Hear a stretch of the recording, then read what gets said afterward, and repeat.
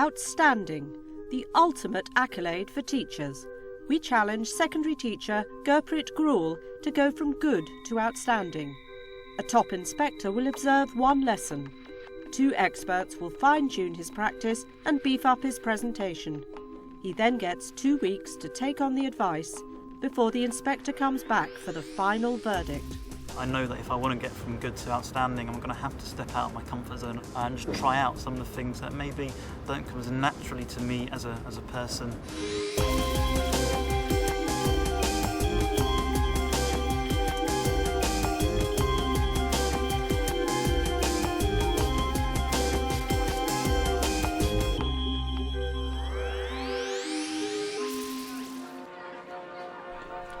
Beal High School is a large mixed comprehensive in Essex. Gurpreet Grewal is a science teacher. He's been teaching at Beal for 10 years. I'm passionate about teaching, and that's what I love doing. And I've got to a certain level of my teaching where I'm doing a pretty good job, I hope. But I want to obviously try and make it even better.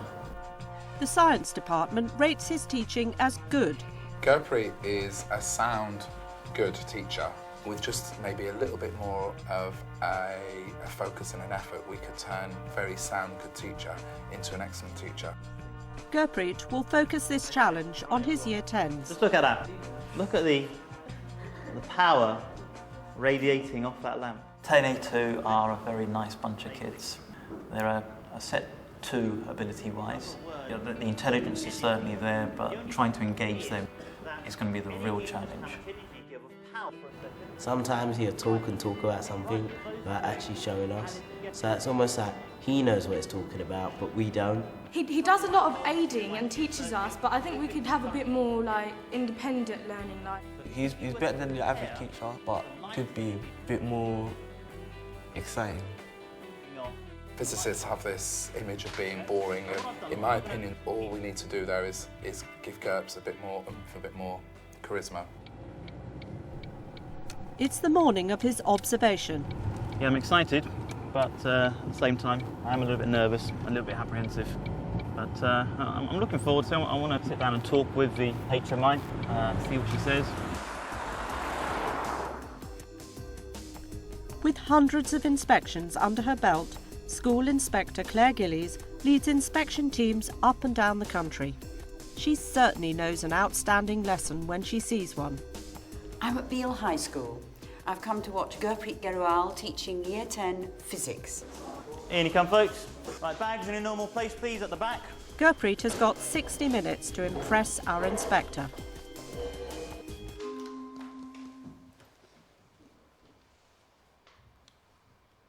Okay, now, today's lesson is basically going to carry on with the theme all about electricity generation.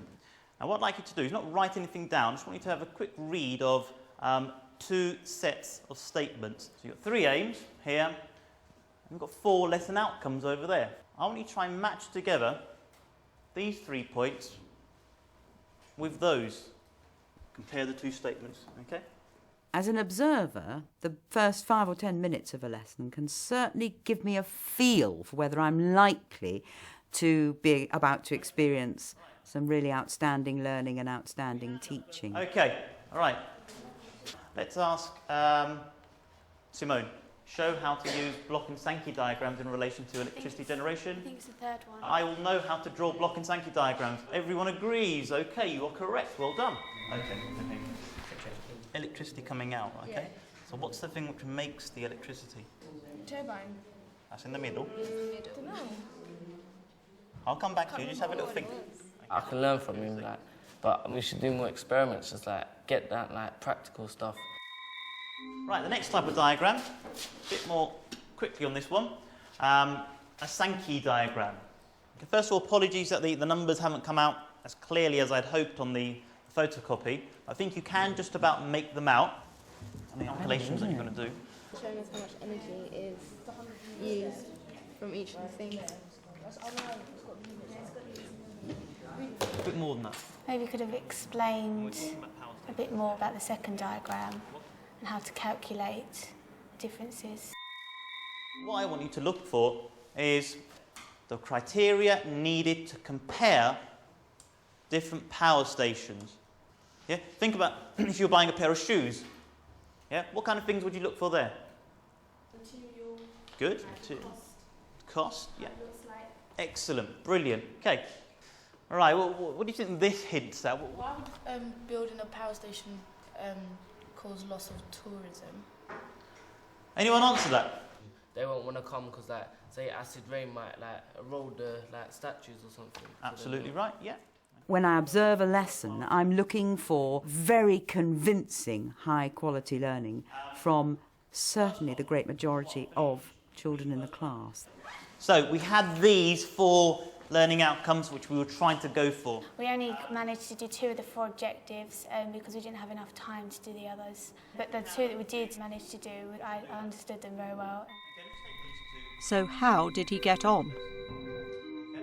Gurpreet, how did you feel it went? Well, I thought it was organised. It was, and the kids seemed to be on task. I think all those things were good, but maybe want something in there which would make it kind of make them engage even more depth of knowledge, basically. Yes, I think there were 1 or 2 things that could have been, as you say, deepened. And just the opening wasn't the warmest of, I'm really pleased to see you this morning, I'm really looking forward to teaching you about energy and power stations. That might have just made it go with even more of a sort of zip and perhaps got them engaged. If we looked at those learning objectives and the aims, I thought that was an interesting idea, getting them to pair them up. We perhaps spent a little too long on it. And, you know, we were considering draw, block and Sankey diagrams. We hadn't actually drawn a Sankey diagram, hadn't we? Yeah, it was given to them, wasn't it? It was given, and we were just, and I wonder, well, it was a pity we couldn't read the figures quickly, because I wouldn't think they all were really got the sort of 100% or 100 unit concept and the bits coming off it. I loved the shoe comparison. And there was that really interesting, you know, this was some deep thinking, wasn't it? That boy's comment about tourism, acid rain, spoiling statues so the tourists won't want to come. Yeah. And perhaps we could have praised him and said, that's really interesting how, you know, you're seeing that they're all intertwined. But certainly, I mean, you were really well prepared, you knew exactly what you wanted to do and where you're going. So there were lots of sort of, you know, good quality, generic teaching skills to make the lesson flow. So thank you very much indeed. With the first observation now over, the inspector highlighted Gurpreet's need to engage his pupils' interest in the subject, whilst digging deeper into each topic. Now it's time to bring on the experts.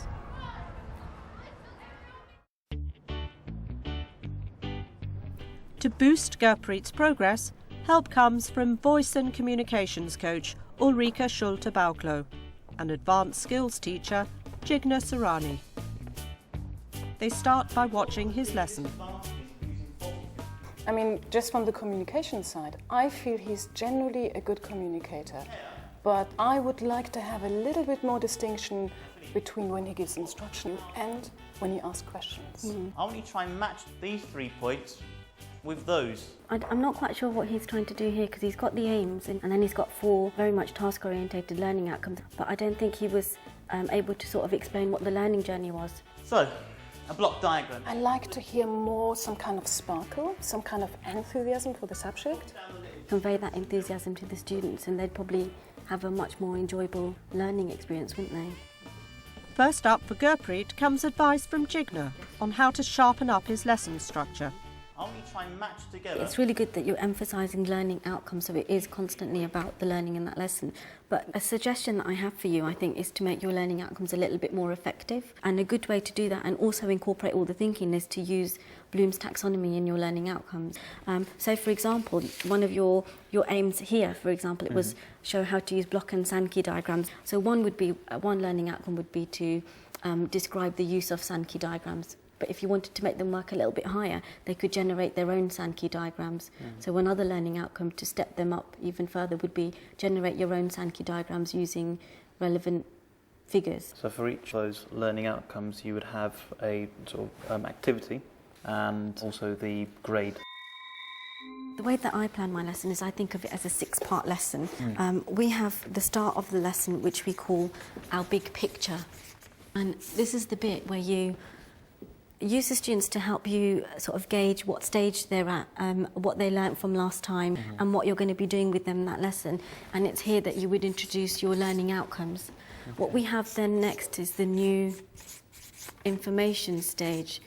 And just the one thing I'd maybe sort of want in there is something to actually engage the students right from the beginning. It doesn't have to come in that order. You can have your new information first, where you've got this hook, this interest, and you do a little bit of your explaining there. So this would be like the first stage in a 3-part lesson. If we're doing the 6-part lesson, what we come to is the part where you have an activity that you've built in for the students to go away and build their understanding. And sometimes you could be doing things like Venn diagrams. It could be something where you've got a sequencing activity. That's probably the longest part of the lesson there, isn't it? Yeah, the longest activity. I think definitely it's providing them with enough opportunity in the lesson to learn. The second part of the middle of that lesson is the application stage, and that might be just a simple exam question that you give them. It might just be some questions out of the textbook, and then obviously you've got the last part of the lesson, which is the plenary. Always refer back to the LOs, and because the learning outcomes are linked to levels of thinking, which you can also link to levels of assessment, it's just a really powerful tool to show the students, look at what you've learned and look at how far you've come in your learning. So how do you get them to go away and sort of be independent? Well, it doesn't happen overnight. It's something that does take a while, and it is all about training the students to learn. It's easier, obviously, if they're trained from the very beginning, from when they come into school, year 7. Yeah, I mean, not so easy when you've got year 10 or even worse, 6th form. I have to disagree with that because what often happens is you start teaching in a way where you are out of your comfort zone. You are doing lots of creative things. And it becomes the way that you teach, whether it's a year 10 class, whether it's a year 11 class. And I think if you want to move from the good to the outstanding, it's actually setting up those opportunities in the lesson where they will learn more. I would like you to judge yourself in this moment. So, what do you think about your articulation? Where would you say? Maybe somewhere in the middle. Volume, again, in the middle. Resonant. I wouldn't describe myself as resonant, I'd say in the middle again. Okay. I'm going down the middle with all of these, I think. Yes. Facial expression? Same one more or less all the way through, I would have thought. Yeah. For example, you have wonderful variety to praise people, but your face... It's always the same. It's the same. It doesn't show like, wow, wow. So we work a little bit on this. So what I like you now is to imagine you are like Spider-Man. Okay? Do you remember Spider-Man? He does this kind of... Yep. And I like fire in your eyes, like a dragon, yeah? Off you go, make a sound, be dangerous.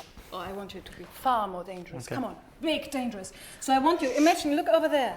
I'd like you to put it on fire with your hand. Off you go, and that's it. And once more, over there.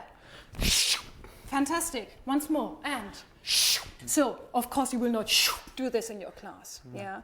But I think sometimes, whoo, over there.